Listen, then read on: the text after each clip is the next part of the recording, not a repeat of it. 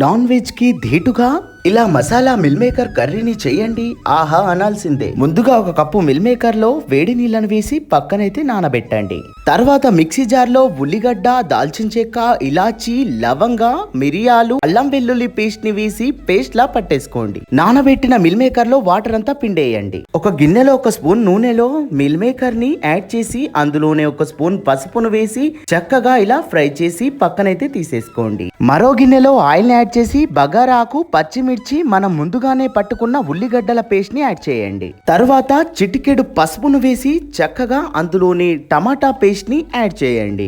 అందులోనే మీరు తినే తీరులో కారాన్ని యాడ్ చేసుకోండి. తర్వాత మిల్ మేకర్ ని యాడ్ చేసి అందులోనే 1.5 గ్లాస్ వరకు వాటర్ ని వేసి కలుపుకొని 10 నిమిషాల పాటు ఉడికించండి. అందులోనే రుచికి సరిపడా ఉప్పు, ధనియా పౌడర్, గరం మసాలాను యాడ్ చేసి కొత్తిమీరతో ఇలా సర్వ్ చేయండి. Meal maker curry ready.